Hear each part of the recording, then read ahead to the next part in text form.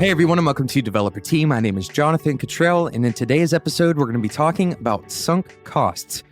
Specifically, we're going to talk about the sunk cost fallacy, and I'm going to give you 3 traps to avoid.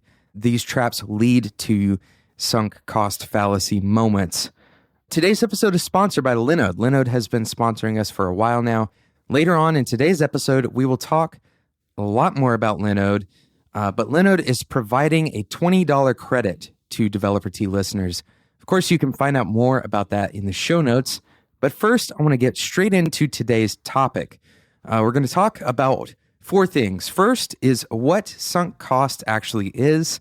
And then I'm going to tell you about 3 traps that you should avoid to avoid the sunk cost fallacy.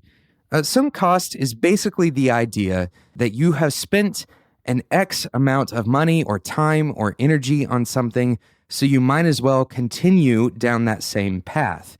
So imagine that you buy a set of movie tickets and then you're deliberating over perhaps not going because you don't feel well, and you convince yourself, well, I have already bought them, so it would be a waste for me not to go. But the reality is that that is actually a sunk cost. Even if you don't go, no one else is going to go. And the money that you spent was spent already, and your life quality is probably going to go down if you go out while you're not feeling well. That's not going to be an enjoyable experience for you, and it's possible if you have something that's contagious, you're going to get somebody else sick. So it's not a good idea for you to fall victim to that sunk cost fallacy in that moment. That the idea being that you spent the money, so you have some sort of obligation to follow through with the other end of that transaction. Now, how does this apply to developers? Well, we're going to talk about 3 traps that you can avoid as a developer to make sure that you aren't falling victim to the sunk cost fallacy. Now, of course, these are not comprehensive. As with everything on the show, you can continue this conversation with your peers and with other people around you about what things may be sunk costs and what things may not be. For example, it would not be true that if you have paid for 90% of a home or a car, that suddenly you decide that you don't want to continue paying for it, and you cite the sunk cost fallacy. Well, that's actually not a great use of the citing of the fallacy, because if you pay that extra 10%, now you are the owner of the car. You have finalized your payments, and you can do whatever you want with the car. There is extra incentive for you to finish those payments out. So you should be aware that the sunk cost fallacy does not apply to every single situation where you are spending time or money. But I want to jump straight into this first trap, and then we'll talk about today's sponsor, Linode, and then we'll get back and talk about the other 2 traps. The first trap is when you're building out a particular feature, especially one that a client or maybe a boss has asked for specifically, but the user need for that feature has either been shown to be non-existent or relatively small. Now, this happens all the time. We get part of the way through a feature and we find out that the client or perhaps the user no longer needs it. But because it was on our list of things to do, we still fulfill that particular need. And part of the reason for this is because we don't feel good scrapping code that is well written. We don't feel good throwing away something that functions well. But the reality of this situation, if you encounter it, is that if that feature doesn't provide value, then no matter how good the code is, it doesn't really matter in the end, right? It doesn't really help the goals of the customer. It doesn't help the goals of the user. And therefore, that code is not really valuable to the product that you are building. So let's take a quick break and talk about today's sponsor, Linode.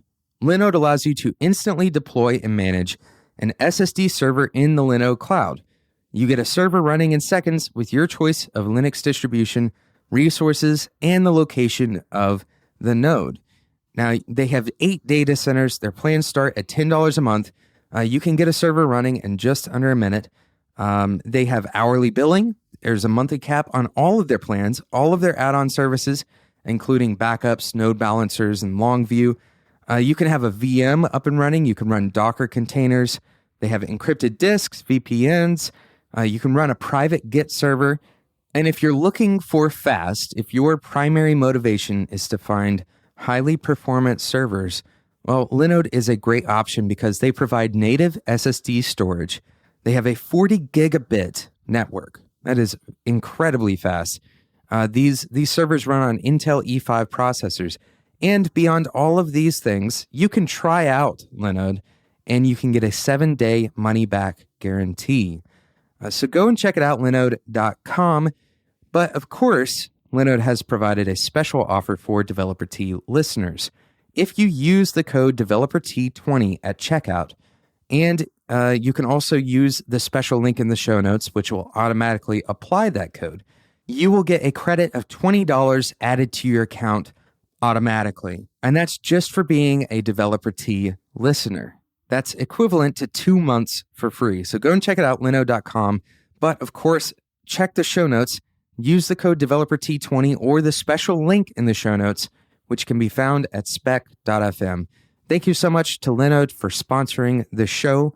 Now let's get back into our discussion about the sunk cost fallacy. We mentioned the first trap to avoid is building a particular feature, especially a feature that has been requested specifically by a client or a boss, even though you've found that the feature is no longer necessary or that it's no longer being demanded by the users. Another example is continuing to invest time learning a platform or a language, even if you don't want or need to learn it, simply because you've studied a significant portion of it already and you know enough to be functional in that language. So this happens to people all the time. We think that just because we know a little bit of Ruby, that the most likely thing that we should learn next would be Rails or Sinatra, right? We think that just because we know JavaScript, that we should also learn how to use Node. And that's not necessarily true unless you know for sure that you want to or you need to learn a particular language or a framework. You have to be very careful because this doesn't feel like cost, but your knowledge has taken time and energy to cultivate. It takes you time and energy to learn a language, and you can't look at that time and energy as purely investment. Some of that time and energy should be considered sunk cost. This is time and energy that you can't get back. Any time that I spent learning a now long abandoned JavaScript framework, in many ways, that is a sunk cost because I'm not going to be able to build on that framework and consider it reliable anymore. But I did gain some information that I can use and that can inform other things in my career. So that's not to say that the time that you spend learning these things is totally useless. And it's also not to say that you shouldn't continue learning something necessarily. But it is to say that you shouldn't continue learning something solely because you've already started learning that thing. If you find that you don't enjoy a particular language, then it's my opinion that unless you have a really incredibly compelling reason professionally to learn that language, you don't have to continue learning it just because you've started learning it. You can drop that and move on to something else entirely. And that is something that is a little bit difficult to do because of the sunk cost fallacy. We have the feeling that we've invested partially in something and that to actually see the fruits of that investment, we have to go all in. And that's simply not true. And that leads me into the third and the final trap that we're going to talk about today with relation to the sunk cost fallacy. And that is choosing not to do something simply because you haven't done it for a very long time. So you think, well, why should I start now? Or why should I start back now? All right, let me say that one more time. The third trap is choosing not to do something simply because you haven't done it either for a very long time or maybe ever. So you think, well, since I haven't done it in a long time or I've never done this, then I might as well not try to start it now. And this is particularly important for developers because people start the process of understanding how to code, the process of learning how to become a developer. at all stages of life. Even when you are very young as a child, you can start as a developer. There are probably plenty of teenagers listening to this show, but you can also start learning to become a developer very late in life. It is a wide open field, and there's plenty of information openly available on the internet. So if you are interested in becoming a developer and you're 35, 40, 45 years old, and you're afraid that that is too late for you, I'm here to encourage you. By looking at the sunk cost fallacy, you can tell yourself it is not too late. You haven't invested all of the time of your life into other things necessarily. So you have the time now. Now is the time. Any time that you spend deliberating over learning how to become a developer is time that you could be spending learning how to become a developer. So I highly encourage you to not fall victim to the sunk cost fallacy that just because you spent most of your life not doing something, that you can't do it now, today.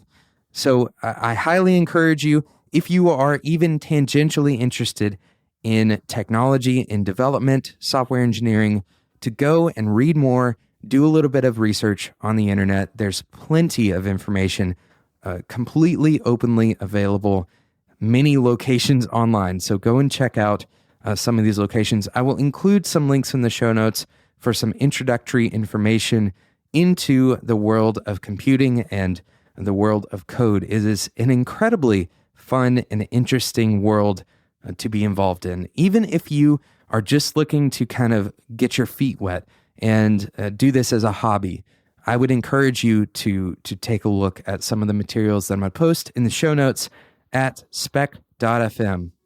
Thank you so much for listening to today's episode. Of course, if you have other traps that you've fallen into, I would love for you to share them with me. You can find me in the Spec Community Slack channel. That's kind of a tongue twister, spec.fm/Slack. Now that Slack community will always be free to the listeners of the Spec FM shows, including Developer T. By the way, go and check out the other shows on spec.fm. You can find them on the front page of the Spec site. So spec.fm, of course, all the show notes for Developer T and every other episode of Developer T can be found at spec.fm. You can follow me on Twitter at @DeveloperT. You can email me your questions at developerT@gmail.com. Thank you again so much to Linode for sponsoring today's episode. You can get $20 of credit by going to spec.fm and using the special link to go to linode.com, or you can just use the code DeveloperT at checkout. Linode is providing a $20 credit to Developer T listeners for SSD servers in the Linode cloud. Thank you again to Linode for sponsoring today's episode of Developer T. Make sure you subscribe and rate the show in iTunes. That is the best way to help other developers just like you find the show. Thank you so much, and until next time, enjoy your tea.